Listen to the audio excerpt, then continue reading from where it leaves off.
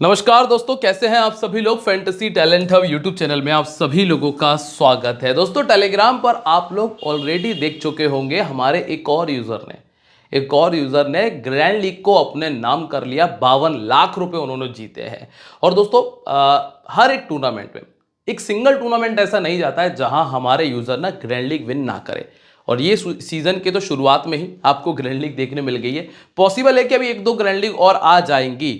अब दोस्तों, करना क्या होता है? करना सिर्फ इतना सा होता है कि वीडियो को ध्यान से देखना होता है। अगर आप लोग वीडियो को ध्यान से देख रहे हैं तो समझ रहे हैं, तो आप एक अच्छा कॉम्बिनेशन अपने ग्रैंड लीग के लिए तैयार कर पाएंगे। ये बात मैं हमेशा आप लोगों से कहता हूं, क्योंकि यही वीडियो उन्होंने भी देखा था जिन्होंने ग्रैंड लीग विन की। यही वीडियो आप भी देख रहे हैं। बस अंतर इतना है कि आप क्या सुन रहे हैं, समझ रहे हैं, और वो क्या सुन रहे हैं, समझ रहे हैं वाली कंडीशन है। मतलब वो किसी भी चीज को किस तरीके से ले रहे हैं, बस इतना सा अंतर है। बाकी सब कुछ वैसा का वैसा ही है। बस ऐसे ही आप लोग ग्रैंड लीग जीतते रहें, यही हम लोग चाहते हैं। इसके अलावा तो खैर है ही। और इस पूरे यूट्यूब में, इस पूरे टेलीग्राम में ना, एकमात्र हमारा चैनल फैंटेसी टैलेंट अब ऐसा है जहां हर एक सीजन में आपको ग्रैंड लीग का स्क्रीनशॉट देखने मिल जाता है। बाकी सब जगह तो पता नहीं क्या चल रहा है क्या नहीं चल रहा है, लेकिन हाँ, हमारे यूज़र भी बहुत अच्छे हैं जो स्क्रीनशॉट शेयर भी करते हैं। उनका प्यार है, उनका हमारे साथ अटैचमेंट है कि भाई ग्रैंड लीग जीती तो ऐसा नहीं कि यार जीत गए, पैसा क्या बताना, जीत गए। जीतने के बाद उन्होंने बकायदा हमें बताया भी कि यार आपकी वजह से, आपके एनालिसिस से हमने ग्रैंड लीग को विन किया है और ये आपका स्क्रीनशॉट। बस यही प्यार और सपोर्ट मिलता रहे तो मज़े ही मज़े है। और दोस्तों, मैं आप लोगों से वैसे भी कोई पैसे की डिमांड तो कर नहीं रहा हूँ। बस आप लोग ऐसे ही प्यार और सपोर्ट देते रहिए, वीडियो को पूरा देखते रहिए। इससे ही मेरे को मज़ा आता है, मुझे अच्छा लगता है आप लोग ग्रैंड लीग को विन करते रहे। तो चलिए आज की इस वीडियो के अंदर बात करते हैं साउथर्न ब्रेव के बारे में और नॉर्थर्न सुपर चार्जर्स के बारे में।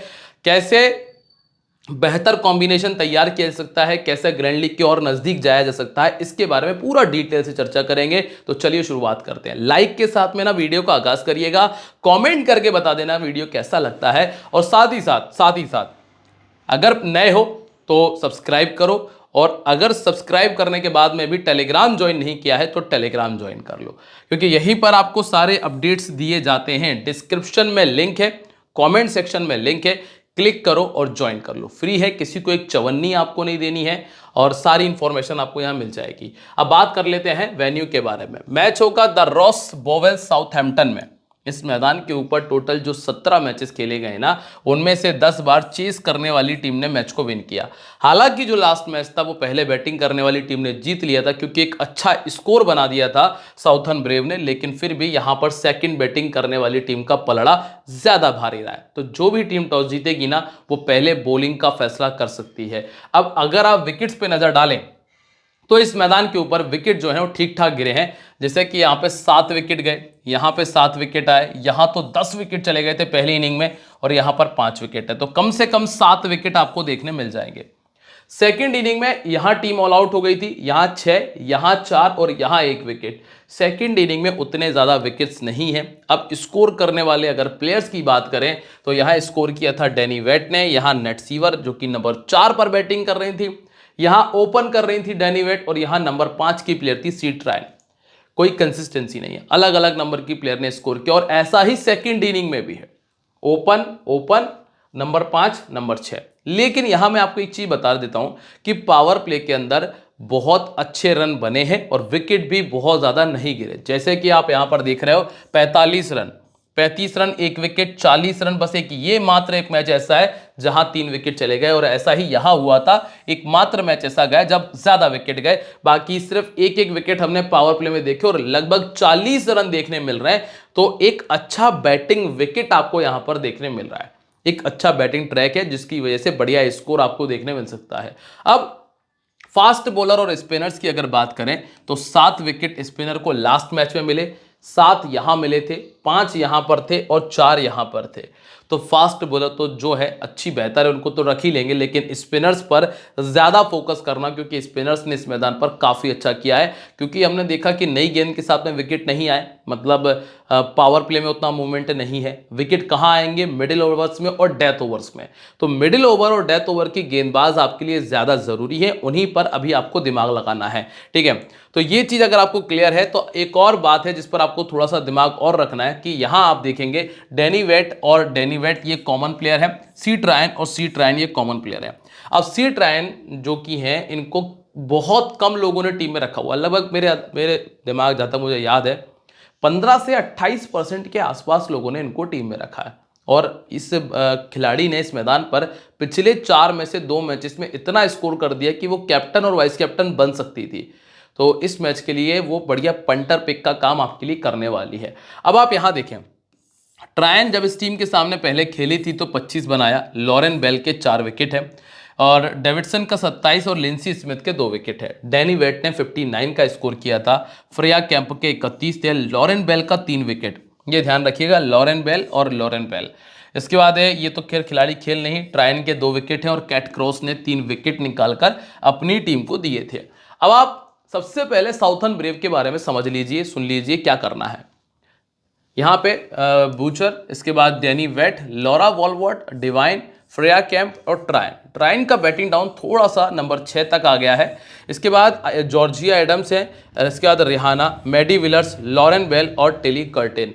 दोस्तों नई गेंद के साथ में जो आपको गेंदबाजी देखने मिलेगी ना, वो टिली कर्टिन से मिल जाएगी, लॉरेन बेल से मिल जाएगी। और डेथ ओवर में जो गेंदबाजी है उसमें लॉरेन बेल, सोफी डिवाइन का इस्तेमाल आप देख पाएंगे। इसके अलावा जॉर्जिया एडम्स की गेंदबाजी आपको देखने मिल सकती है। अब साउथर्न ब्रेव के जो प्लेयर्स हैं उन्होंने इस मैदान के ऊपर क्या परफॉर्मेंस दिया है।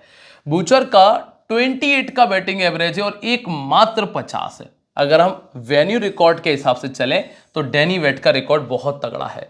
लॉरा वॉलवर्ट ने 3 में 127 किया है। ये 2 प्लेयर इस ग्राउंड के हिसाब से काफ़ी बेहतर है। सोफी डिवाइन का रिकॉर्ड उतना अच्छा नहीं है, फ्रेया कैंप का रिकॉर्ड उतना अच्छा नहीं है।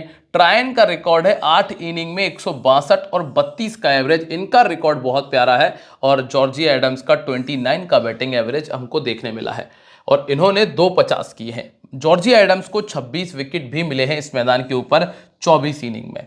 फ्रेया कैंप को ज़्यादा विकेट नहीं मिले। सी ट्रायन को 9 इनिंग में 5 विकेट मिले हैं। मैडी विलर्स को इस मैदान पर विकेट नहीं मिला। लॉरेन बेल को 21 पारियों में 31 विकेट मिले हैं और कर्टिन को 5 इनिंग में 3 विकेट पहले भी इस मैदान पर मिल चुके हैं। अब पहला नाम बूचर का क्या है स्थिति? 21 का एवरेज है इनका पिछली 22 पारियों में जो इन्होंने पिछले 1 साल में खेली है और 2 मात्र 50 किए हैं और दोनों 50 पहले बैटिंग करते हुए हैं। मतलब स्मॉल लीग में जगह इनकी बनना ऑलमोस्ट मुश्किल है। ऑर्थोडॉक्स के सामने ये 3 बार पहले आउट हो चुकी हैं। राइट आर्म ऑफ स्पिन के सामने ये पहले 7 बार आउट हो चुकी हैं और पिछले अगर हम 2 मैचेस की बात करें तो ऑफ स्पिनर ने ही इनको आउट किया है।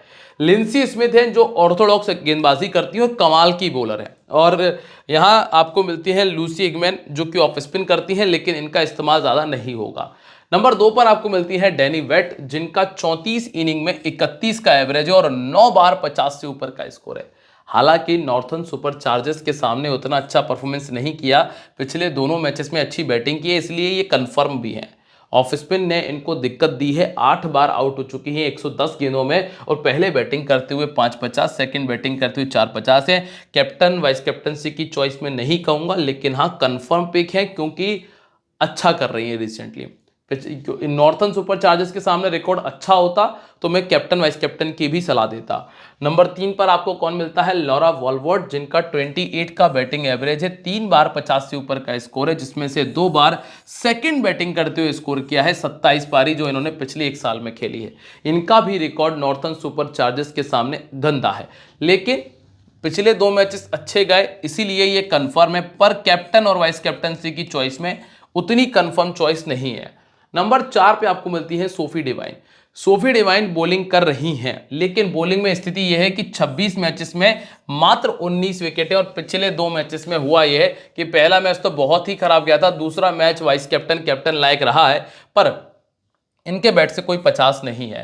तो हाल फिलहाल की स्थिति में एज अ प्लेयर ये भी कंफर्म है, एज अ प्लेयर आप लेके चल सकते हो। इनको लेग स्पिन ने 47 गेंदों में 7 बार आउट कर दिया जो कि एक बड़ी मुसीबत है। और यहाँ पे जॉर्जिया वारेहम जो कि इस तरह की गेंदबाजी करती है और क्वालिटी बॉलर है, विकेट टेकर बॉलर है, तो जॉर्जिया वारेहम आपकी टीम में कंफर्म है। डिवाइन के लिए एज अ प्लेयर आप लग सकते हो। इसके बाद आती है फ्रेया कैंप। फ्रेया कैंप जिनका 19 का बैटिंग एवरेज रहा है पिछली 30 पारियों में और नॉर्थर्न सुपर चार्जर्स के सामने इनका रिकॉर्ड भी कमजोर है। पहले बैटिंग करते हुए 350 है, विकेट कुछ आए नहीं है, लेग स्पिन ने 6 बार आउट कर दिया। तो जॉर्जिया वारेहम और ऑर्थोडॉक्स गेंदबाजी लिंसी स्मिथ को ये विकेट आ सकता है। इन दोनों में से कोई एक ये विकेट मार देगा, इसीलिए फ्रेया कैंप अभी मेरी टीम में नहीं है। फिर आते हैं सी ट्रायन, जिनको लगभग 25 से 27% लोगों ने टीम में रखा है। अब बात इतनी सी है कि ये जो प्लेयर है ना, ये आपके लिए पंटर का काम कर जाएगी। पहले तो इस टीम के सामने 3 इनिंग में 5 विकेट निकाल चुकी हैं, सबसे इंपॉर्टेंट चीज। फिर दूसरी चीज ये है कि नॉर्थर्न सुपर चार्जर्स के सामने 3 मैचेस में 47 रन और एवरेज है 23 का। कुल मिलाकर अभी के लिए ये आपके लिए डिफरेंशियल का काम कर जाएगी, तो इसको लेके चलने में आपको फायदा हो सकता है। ऑर्थोडॉक्स गेंदबाजी के सामने ये 5 बार आउट हुई हैं, तो लिंसी स्मिथ इनका विकेट निकाल कर दे सकती हैं। इसके बाद जॉर्जिया एडम्स है। जॉर्जिया एडम्स की बैटिंग ठीक ठाक है, 250 की हैं, 31 विकेट निकाले हैं। बस दिक्कत है तो इनके बैटिंग डाउन को लेकर। टीम के पास में बॉलिंग ऑप्शन बहुत सारे हैं, इसीलिए कितनी गेंदबाजी मिलेगी ये तो डिपेंड करेगा मैच की कंडीशन के ऊपर। ऑर्थोडॉक्स और लेफ्ट आर्म मीडियम इनको दिक्कत देता है। ग्रेस बेलिंगर और लिंसी स्मिथ इस तरह की बॉलिंग करती हैं। इसके बाद रेहाना पर आपको दिमाग नहीं लगाना, इसको छोड़ दीजिए। फिर अगली प्लेयर आती है मैडी विलियर्स। मैडी विलियर्स ने नॉर्थर्न के सामने 4 मैचेस में 3 विकेट निकाले हैं, और अगर आप पिछला 1 साल उठाकर देखोगे तो 29 विकेट है। पहले मैच में 2 विकेट आ गए थे। अगर पहले बॉलिंग कर रही हैं तो ठीक ठाक परफॉर्मेंस है, सेकंड बॉलिंग में उतना अच्छा रिकॉर्ड नहीं है, और 2 विकेट से ज़्यादा इन्होंने अभी तक निकाले नहीं पिछले 1 साल के अंदर, तो कम से कम। तो इसीलिए अगर आप छोड़ना चाहो ना तो मेडी विलियर्स को छोड़ने पर भी कोई दिक्कत नहीं है। इनका सिलेक्शन परसेंटेज लगभग 50 के आसपास है, तो ये हो सकता है कि एक आधे विकेट आ जाए, पर आपको फायदा ही होगा। इसके बाद लॉरेन बेल, इनको मत छोड़ना, ये कंफर्म है, ये कैप्टन वाइस कैप्टनसी की दौड़ में भी है। 27 इनिंग में 36 विकेट है, 9 विकेट आपको ज़्यादा मिलते हैं। और इस टीम के सामने तो पहले भी बहुत कमाल की गेंदबाजी की है, 5 इनिंग में 11 विकेट निकाल चुके हैं, इसलिए इनको रखने में आपको फायदा होगा। तो लॉरेन बेल आपकी टीम में होना चाहिए। इसके बाद अगला नाम है टेली कर्टिन का। 28 इनिंग में 30 विकेट है, ये अच्छी बॉलर है। पहले बॉलिंग करते हुए 20 विकेट इन्होंने निकाले हैं। आपके पास 2 ऑप्शन है, आप चाहो तो ट्रायन को रख लो। अगर टीम पहले बैटिंग कर रही है तो ट्रायन को रख लेना, क्योंकि उनकी बैटिंग आ जाएगी, और बैटिंग आने में ये होगा कि आपको 10, 15, 20, 25 जो भी पॉसिबल होंगे वो रन आपको दे जाएंगी। लेकिन अगर टीम पहले बॉलिंग कर रही है तो फिर आप इनको रख लें, क्योंकि ये अपनी 20 गेंदें पूरी डालेंगी। पॉसिबल है कि अगर विकेट आ गया तो आपको ज़्यादा फायदा मिलेगा। इसके बाद बात करते हैं अब नॉर्थर्न सुपर चार्जर्स की। यहां तक अगर सब कुछ क्लियर है तो दोस्तों लाइक, कमेंट, शेयर, ये बहुत फॉर्मल सी चीज़ें, बस हमें मोटिवेट करने के लिए जो कर दिया करो। अच्छा लगता है जब ज़्यादा लोगों पर वीडियो जाती है, ज़्यादा लोग देखने वाले होते हैं, कमेंट अच्छे आते हैं, लाइक मिल जाता है, तो खुशी होती है। और इससे ज़्यादा खैर क्या ही मिलेगा अभी। अब यहाँ पर देखें, डेविना पेरेन, इसके बाद डेविडसन रिचर्ड, फीव लिचफील्ड, इसके बाद Annabel Sutherland, Holly, Georgia Wareham, Bess Heath, Lucy Kate Cross, Linsey Smith और ग्रेस बोलिंगर। ग्रेस बोलिंगर नई गेंद के साथ में गेंदबाजी कर रही हैं, ठीक है। लिंसी स्मिथ जो है ये आपको तीसरा मतलब जो पावर प्ले में ही गेंदबाजी देंगी। कैट क्रॉस भी पावर प्ले में आएंगी, और डेथ ओवर में भी आपको ये दोनों बॉलर्स नजर आने वाली हैं। अब जो पहला नाम है पेरिन का, जिन्होंने इस मैदान पर एकमात्र मैच खेलकर 70 रनों का स्कोर किया है। डेविडसन रिचर्ड्स का 26 का बैटिंग एवरेज है, होली का 74 का एवरेज है, 250 है, और बेस का 13 का बैटिंग एवरेज है। जॉर्जिया एडम्स को मिले हैं 2 विकेट, लूसी को कोई विकेट मिला नहीं है, कैट क्रॉस को 2 विकेट मिले हैं, लिंसी स्मिथ को 8 विकेट और ग्रेस को 3 पारियों में सिर्फ 1 विकेट मिला है। अब पहला नाम है डेविना का। क्या किया है इन्होंने? 40 मैचेस में 4 बड़े स्कोर है, मतलब ऑलमोस्ट हर 10 इनिंग के बाद में एक अच्छा स्कोर इनके बैट से निकल जाता है। अब अगर आप दोनों ओपनर में से किसी एक को ट्राई करना चाहते हैं, क्योंकि दोनों में से एक तो आपको छोड़ना पड़ सकता है, इसीलिए मैंने अभी डेविना को टीम में रखा हुआ है, जिन्होंने रिसेंटली अच्छी बैटिंग की है। लेफ्ट आर्म के सामने ये 5 बार आउट हो चुकी हैं, लेग स्पिन के सामने इन्होंने 4 बार अपना विकेट दिया है। यहाँ पे फ्रेया कैंप है जो कि लेफ्ट आर्म मीडियम गेंदबाजी करती हैं। इसके बाद जो दूसरा नाम है वो है डेविडसन रिचर्ड्स का, जिनके खाते में अभी तक 50 नहीं है और 16% का सिलेक्शन है। तो अगर मैं सिलेक्शन परसेंटेज वाइज देखूं या फिर ये रीसेंट फॉर्म के हिसाब से देखूं, तो आपके लिए डेविना ज़्यादा बढ़िया ऑप्शन है। इनको राइट आर्म मीडियम ने 6 बार आउट कर दिया है, और राइट आर्म ऑफ स्पिन के सामने ये 3 बार आउट हो चुके हैं। मेडी विलियर्स, सोफी डिवाइन और जॉर्जिया एडम्स जो है इस तरह की गेंदबाजी करती हैं। इसके बाद आता है लिचफील्ड। लिचफील्ड जो है ये 22 की बैटिंग एवरेज को मेंटेन कर रही है, एक बार 50 से ऊपर का स्कोर है। इनके स्कोर करने की एक ही सिचुएशन है कि अगर ऊपर के 2 विकेट जो दोनों प्लेयर हैं वो जल्दी आउट हो जाए, तो फिर अगर इनको स्लो खेलने की जरूरत पड़ती है तो लगभग आपको 28 से 30 का स्कोर दे जाएंगी।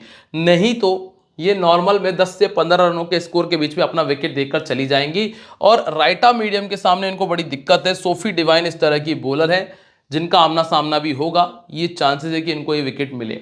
इसके बाद है Annabel Sutherland, 18 1 wicket, 28 run 1 wicket.